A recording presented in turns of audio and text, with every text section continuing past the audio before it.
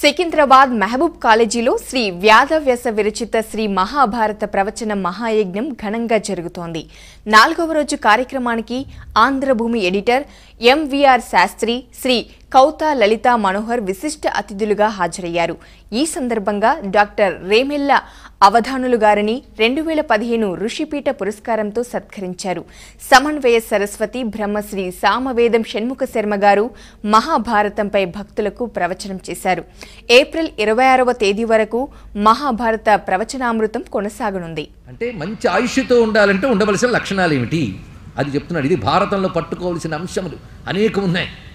మనకి భీష్ముడు ధర్మరాజు సంభాషణలో చివరికి వస్తుంది, అయ్యా 100 ఏళ్ల ఆయువు మానవులకి అంటారే, అంతకంటే ఎక్కువ ఉన్నవాళ్ళు పూర్వయుగాల్లో ఉండవచ్చు, కానీ రానున్న కలియుగాల్లో అసలు మానవులందరికీ 100 ఏళ్ల ఆయువు అంటే ఏ యుగమైనా అలా ఉండాలి కదా. మరి కలియుగంలో ఎందుకు తగ్గిపోతుందని అడిగాడండి. ఆయువు ఎందుకు తగ్గుతుంది అంటే ఆచారం తగ్గడంతో ఆయుష్ తగ్గుతుంది అని చెప్పాడు. ఒకటే మాట ఇక్కడ. ఆచారం అంటే ఏమిటి? ఆచార ప్రభో ధర్మ, ధర్మాచరణ. ఆచారం అనగా ధర్మమును ఆచరించుట, అది తెలుసుకోవాల్సింది. శాస్త్రము చెప్పిన ధర్మాన్ని ఆచరించితే వాడికి ఆయుష్ పెరుగుతుంది.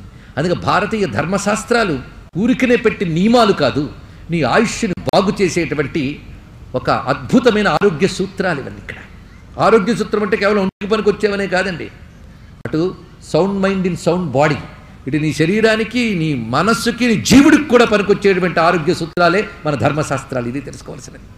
అయితే పాండవులకు గొప్పతనం ఏంటంటే వృద్ధానుశాసనే సక్తాః పాండవాః ధర్మచారిణః తాదృశా నవినశ్యంతి నైవయాంతి పరాభవం. ఇలాంటి ధర్మ సూక్ష్మాలే గట్టిగా పట్టుకోవాలండి. పాండవులకి పరాభవం అనేది లేదు. ఎందువల్లంటే వాళ్ళు ఎప్పుడూ వృద్ధానుశాసనే సక్తాః, పెద్దల అనుశాసనంపై ఆసక్తి కలవారు. అంటే పెద్దలైన, అంటే జ్ఞానవృద్ధులు, వయోవృద్ధులైన పెద్దలు చెప్పిన మాటలను అనుసరిస్తూ ఉంటారు, ధిక్కరించరు. రెండవది, శాస్త్రము చెప్పిన ధర్మాలను ఆచరిస్తూ ఉంటారు. అటువంటి వారికి వినాశనం అనేది ఉండదు. అందుకే నాకు తెలిసి వాళ్ళు ఎక్కడో ప్రచ్ఛన్న రూపాలతో ఉంటారని మనస్సు కనిపిస్తున్నది అన్నాడు కులపురోహితుడు. తూర్పు గోదావరి జిల్లా గాడాల వెంకటేశ్వర నగర్లో ఉన్న శ్రీ మహాలక్ష్మి సమేత చిన్న వెంకన్నబాబు స్వామి పీఠంలో దశావతార గోవింద దీక్షలు ఘనంగా జరుగుతున్నాయి. 4వ వారం దీక్షల్లో భాగంగా స్వామివారిని లక్ష్మీ నృసింహస్వామి అవతారంలో అలంకరించి ప్రత్యేక పూజలు నిర్వహించారు. దశావతార గోవింద దీక్షల్లో భాగంగా ప్రతి వారం ఒక్కొక్క అవతారంతో స్వామివారికి ప్రత్యేక పూజలు నిర్వహిస్తున్నారు. జూన్ 18వ తేదీ వరకు ఈ దీక్షలు కొనసాగుతాయి.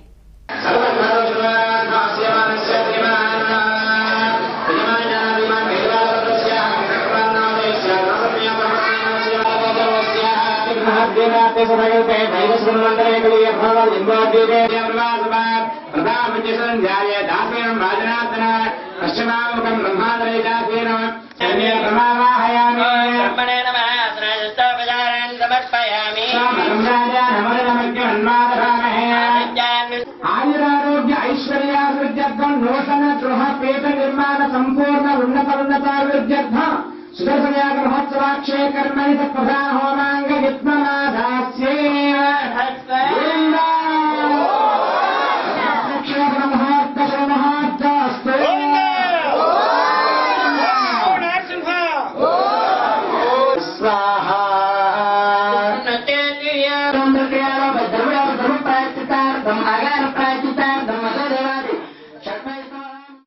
ఏళ్లు గడిచినా చెక్కు చెదరని కళా సంపద, చారిత్రాత్మకతకు నిలువెత్తు నిదర్శనం. కళ్లకు కట్టే కాకతీయుల కళా సౌందర్యం. అంతటి చరిత్ర కలిగిన ఓరుగల్లు కట్టడాలకు ఇప్పుడు ఓ అరుదైన గౌరవం దక్కింది. కాకతీయుల కళాఖండం ప్రపంచ దృష్టిని ఆకట్టుకుంటోంది.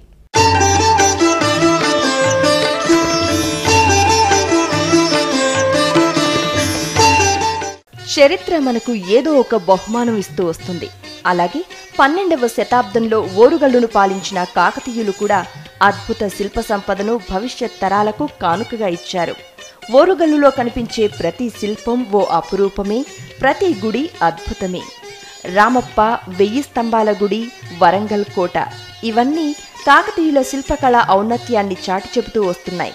100 ఏళ్లు గడిచిపోతున్నా చెదిరిపోని కళా వైభవానికి ఈ ఆలయాలు చిహ్నంగా నిలుస్తున్నాయి. వరంగల్కి 72 కిలోమీటర్ల దూరంలో కాకతీయులు నిర్మించిన చారిత్రాత్మక దేవాలయం రామప్ప. దీనినే రామలింగేశ్వర స్వామి ఆలయంగా కూడా పిలుస్తారు. ఈ ఆలయంలోకి ప్రవేశించగానే అక్కడి శిల్పకళా సౌందర్యం వీక్షకుల్ని ముగ్ధుల్ని చేస్తోంది. ఈ ఆలయంలో ఉండే శివలింగం, గుడి ముందు ఉండే నంది భక్తుల్ని విపరీతంగా ఆకట్టుకుంటాయి. ఈ గుడి పక్కనే ఉన్న రామప్ప చెరువు వేల ఎకరాలకు సాగునీరు అందిస్తోంది. కాకతీయ రాజు గణపతి దేవుడు వేయించిన శిలాశాసనం ప్రకారం ఈ ఆలయాన్ని రేచెర్ల రుద్రయ్య నిర్మించాడని స్పష్టమవుతోంది. వారసత్వ సంపదగా కీర్తి ప్రఖ్యాతులుగాంచినటువంటి విశ్వవిద్యాలయంగా పేరు పొందినటువంటి రామప్ప గతంలోనే చాలా పేరు ప్రఖ్యాతులుగాంచినటువంటి ఒక మంచి స్థలం, కళాస్థలం ఇది. మరి 1000 స్తంభాల గుడి, ఖిలా వరంగల్, కోట, ఇవన్నీ కూడా బ్రహ్మాండంగా భవిష్యత్తులో మనకు అభివృద్ధిలోనికి నోచుకోవడానికి ఈ నిధులను సక్రమంగా వినియోగించుకోవచ్చు.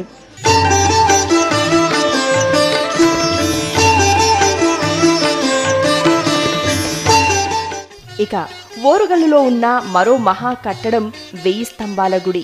కాకతీయులకి ఇష్టదైవమైన శివుడిని ఈ 1000 స్తంభాల గుడిలో ప్రతిష్ఠించారు. ఇక్కడ 2 ఆలయాల మధ్య ఉన్న నంది చాలా చూడముచ్చటగా కనిపిస్తోంది. కానీ ఒక ఆలయం శిథిలావస్థలోకి చేరుకుందని ఆ ఆలయాన్ని అధికారులు తొలగించారు. ఇప్పుడు అదే ఆలయాన్ని పునర్నిర్మించడానికి అధికారులు సన్నాహాలు చేస్తున్నారు. ఒక పురాతన ఆలయాన్ని పూర్తిగా తొలగించి మళ్లీ పునఃస్థాపన చేయడం ప్రపంచంలో ఇదే తొలిసారి. అలాంటి కళా వైభవానికి ఇప్పుడు ఓ అరుదైన గౌరవం దక్కింది. ఓరుగల్లు కట్టడాలు యునెస్కోలో పురాతనమైన కళా సంపదగా పేరు సంపాదించుకున్నాయి. ప్రపంచంలో ఉన్న మహా గొప్ప చారిత్రాత్మక కళా సంపదకు మాత్రమే ఇందులో చోటు లభిస్తుంది.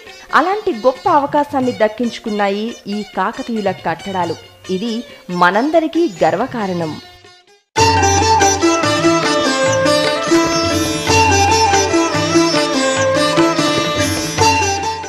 మెదక్ జిల్లా నాచగిరి శ్రీ లక్ష్మీ నృసింహస్వామి ఆలయంలో ఉగ్ర నరసింహ అవతారం ప్రహ్లాద విజయంపై నాటక ప్రదర్శన నిర్వహించారు. తమిళనాడుకు చెందిన 20 మంది కళాకారులు ఈ నాటకాన్ని ప్రదర్శించారు. ఆశాంతం హరినామస్మరణ చేస్తున్న ప్రహ్లాదుడిని హిరణ్యకశిపుడు వద్దంటూ కష్టాలు పెట్టే అంశం చివరకు పాపాలు పెరగడంతో ఉగ్ర నరసింహుడి అవతారంలో హిరణ్యకశిపుడిని సంహరించే ఘట్టాలను రమణీయంగా తీర్చిదిద్దారు. హైదరాబాద్ త్యాగరాయ గాన సభలో ఘంటసాల ఆర్ట్స్ అకాడమీ 4వ వార్షికోత్సవ వేడుకలు ఘనంగా జరిగాయి. ఉత్సవాలను పురస్కరించుకొని 90 మంది గాయనీ గాయకులతో నిర్విరామ యుగల గీతం ఆలపించారు.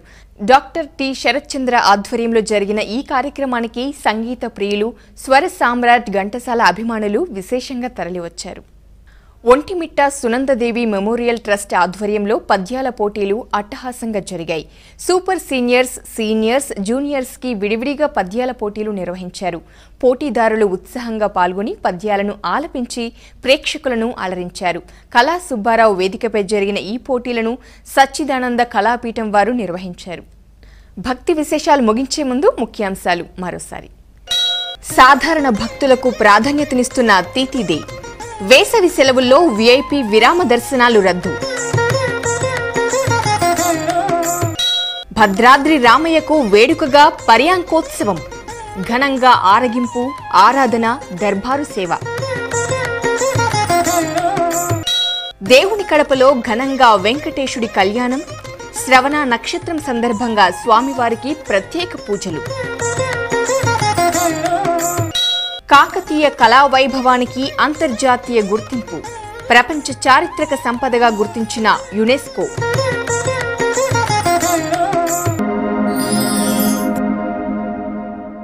ఇవి ఈనాటి భక్తి విశేషాలు. తదుపరి ఆధ్యాత్మిక వార్తావాహినిలో మళ్ళీ కలుద్దాం. అంతవరకు సెలవు. నమస్కారం.